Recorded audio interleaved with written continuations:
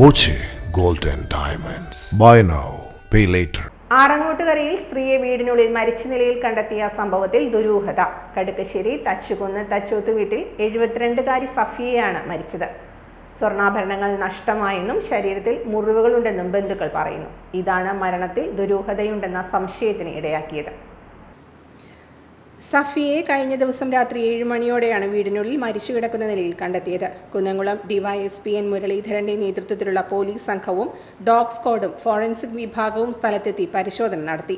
മൃതദേഹം Thrissur medical college ആശുപത്രി മോർച്ചറിയിലേക്ക് മാറ്റി.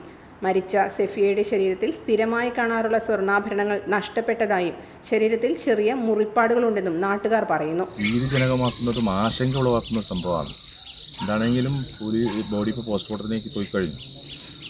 ഇത്തരത്തിൽ ഒറ്റയ്ക്ക് താമസിക്കുന്ന ആളുകൾ, ഒരു വയോധികരായിട്ട് ഒറ്റയ്ക്ക് താമസിക്കുന്ന ആളുകളെ തദ്ദേശ സ്വയംഭരണ സ്ഥാപനങ്ങളും പോലീസും അടക്കമുള്ള ഒരു ടീം രൂപീകരിച്ചുകൊണ്ട് ഇത്തരത്തിലുള്ള ആളുകളെ പ്രത്യേകമായിട്ട് നിരീക്ഷിക്കാനും സംരക്ഷിക്കാനും ഒക്കെയുള്ള ഒരു സംവിധാനം ഏറ്റവും അടുത്ത തലത്തിൽ തന്നെ മാറ്റിയെടുക്കേണ്ടതുണ്ട്. പോസ്റ്റ്മോർട്ടം റിപ്പോർട്ട് കിട്ടിയതിന് ശേഷം മാത്രമേ മരണകാരണം വ്യക്തമാവൂ. 200 മീറ്റർ ചുറ്റളവിൽ വിജനമായ സ്ഥലത്തിൻ്റെ നടുവിലാണ് സഫിയ താമസിക്കുന്ന വീട്.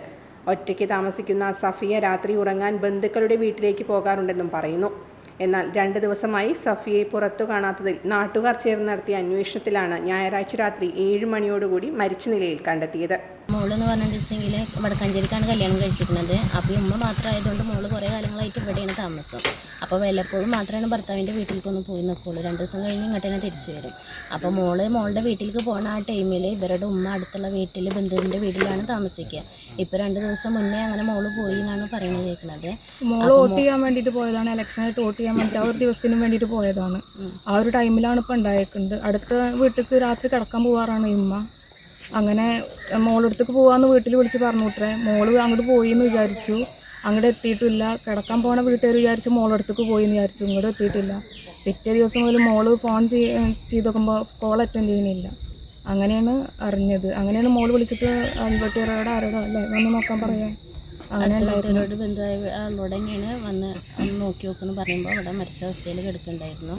അപ്പോൾ ഇവർ സ്വാഭാവിക മരണമാണെന്നാണ് വിചാരിച്ചത്. പിന്നെ മോള് വന്നതിന് ശേഷമാണ് ആഭരണങ്ങൾ കാണാനില്ല, അത് മോഷണം പോയിട്ടുണ്ട് എന്നുള്ളത് മനസ്സിലായി. കയ്യുമ്മലും കഴുത്തിലൊക്കെ മുറിവുകളുണ്ട്, ആഭരണങ്ങൾ മിസ്സായിട്ടുണ്ട് എന്നുള്ളത് അറിയാൻ കഴിഞ്ഞത്. അപ്പോഴാണ് ഇപ്പോൾ ഇത് പോലീസിൻ്റെ നിഗമനം കൊലപാതകം ആയിരിക്കും എന്നാണ് ഒരു സംശയിക്കുന്നത്. Time Kids pre school, Mannannur road, Vaniyamkulam. Dot view news.